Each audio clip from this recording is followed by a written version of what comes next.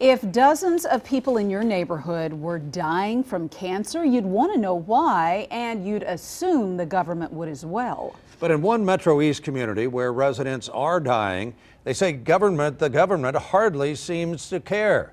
Tonight in a Fox Files investigation, Paul Schankman looks at whether what is killing residents of Venice, Illinois is something in their yards or in their imagination. We're going door to door trying to ask residents if they would like to sign a petition. It doesn't take long to go door to door in Venice, Illinois.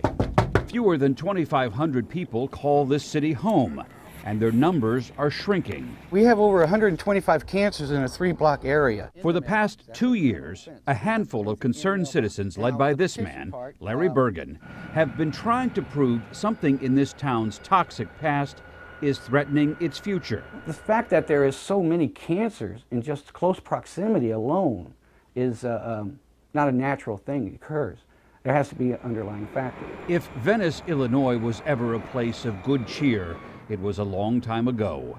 Today, it's a showcase of poverty, vacancy, and abandoned dreams. And you can see where they put a fence and barrier to keep it from falling into the roadway. Larry Bergen never lived in Venice, but he worked there 13 years at this metal factory, which is so large parts of it extend into the town of Madison. In the 1950s, it was owned by Dow Chemical, which sold it in the 1970s to another metal company called Canalco. And between the two of them, they stored 150,000 tons of radioactive waste and 350 tons of PCBs for decades in this field between the factory and dozens of homes. You have to remember, a chain link fence is a poor barrier to keep radiation on a waste site.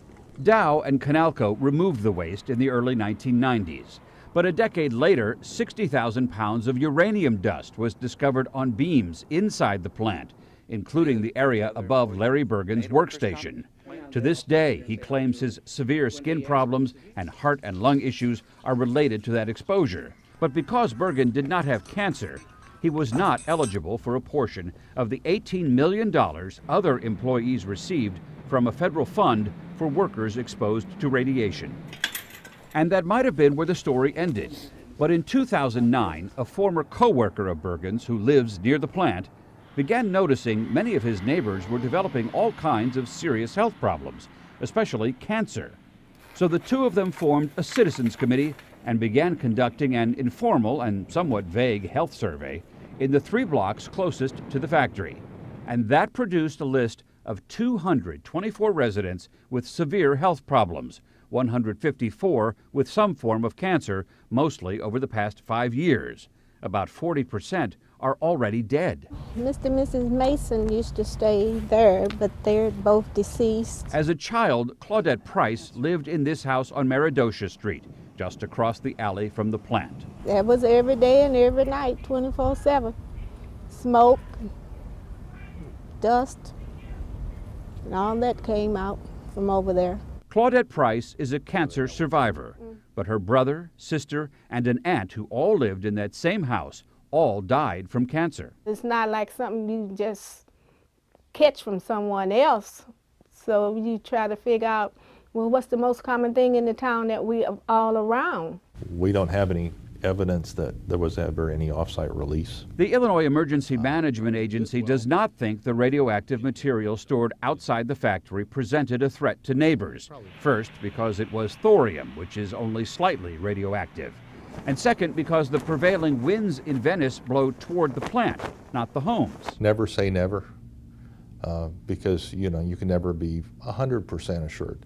However, exposure to radioactive materials generally elicits specific types of health problems. And he says for thorium exposure, those would be kidney disease, bone cancer, and lung cancer. Claudette Price had breast cancer, her brother brain cancer, her sister blood cancer, and her aunt colon cancer. It's awful strange everybody in this area here get cancer and die. Is it possible that people are just kind of piling on here and blaming everything that's wrong with them on this because there could be some money down the road? Well, anything is possible, of course. We didn't look into this because the radiation was there. We looked into this because the health problems was there. But connecting the dots could be tricky because in this part of the Metro East, there are a lot of dots. Here in Madison County, for instance, 4 out of every 10 homes have elevated levels of radon, which is known to cause lung cancer. Plus, Venice sits in the middle of an industrial area that the EPA said as of 2002 had the second most toxic air in America. The county says it's much better now. You think they'll ever know? I don't think in my lifetime. The petition now being circulated is asking the Illinois EPA to begin testing homes closest to the plant for signs of contamination. But the EPA has already told them they first need a federal health study, something the residents petitioned for last year. But so far, the agency that would do it will say only that it is still considering its options. It seems like they are hesitant to want to test out there, that they're possibly afraid of opening up a Pandora's box. This may be the future Times Beach. But if that turns out to be the case, some residents of Venice may not live long enough to learn the truth. After all, persuading the government to test the soil in Times Beach took 8 years. I have prayers. We'll see if they're answered. But more than prayers, what they need right now is proof. For the Fox Files, I'm Paul Schankman. A spokesman for Dow Chemical says the company has nothing to say about this because it is not part of any official complaint. Spectralite is out of business but was bought out of bankruptcy by the company now operating on that same site, Magnesium Electron. Residents are making no claims of health damages against that business.